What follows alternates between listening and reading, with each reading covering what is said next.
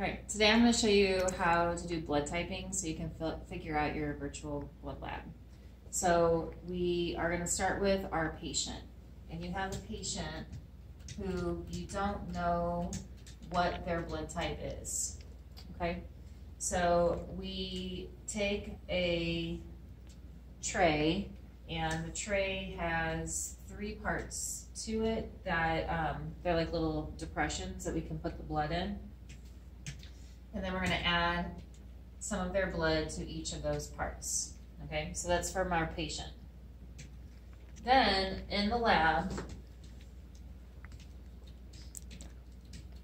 we have these test tubes that we've taken from our donors.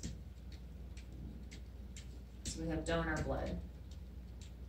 And we fill their blood into the test tube, and we centrifuge it, which means we spin it really fast. And when we do that, we get, the blood will separate into 3 parts. So the bottom is the most dense part. That is our red blood cells, which have our antigens. The top part is our plasma, and that has our antibodies. Okay, so in this situation, I had 3 donors and I've spun their blood.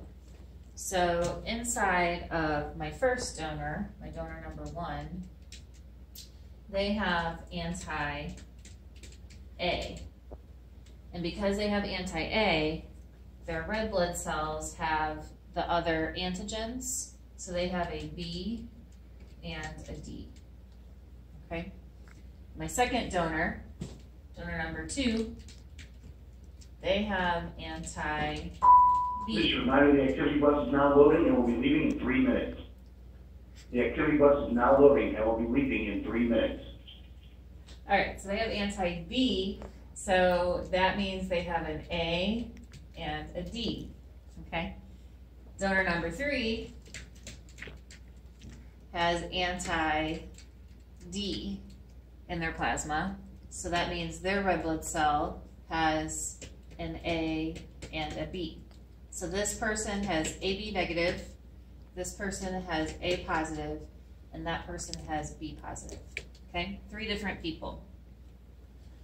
So now what we're going to do is we're going to take their blood sample and we're going to add it to our patient's. So we're going to take this anti-A and I'm going to put it, a couple drops of it, into my patient's blood drop. And in this situation, we're going to say that it clots.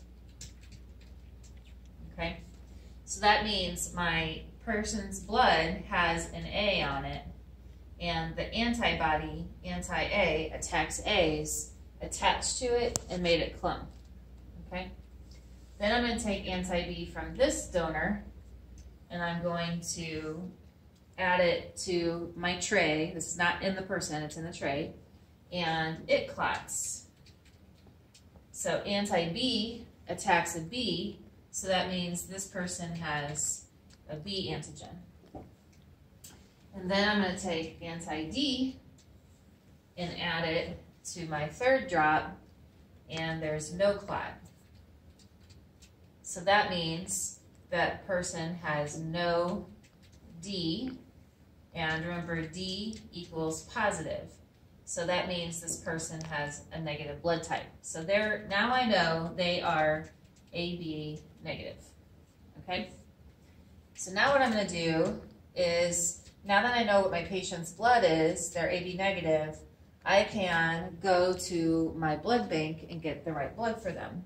So AB negative has an A and a B, and they're negative, so I know they would have an anti-D. And anti-D is the same as anti-positive. So I don't want to give them positive blood. So I go in my bank and I have all these blood types to choose. I got my A positive, A negative, B positive, B negative, O positive, O negative, AB positive, and AB negative. Okay? Now I know that they have anti-positive, which means that it will clot with positive. So all of these positives would not work. They would have a bad reaction. So I'm crossing those out. And then what I have left are safe. So I can give those blood types to that person. So blood typing helps us figure out what their blood is, so then you can use that original chart we did in the notes to figure out what blood's compatible for a blood transfusion. All right, good luck. If you have trouble, we'll work on it again on Friday. Thanks.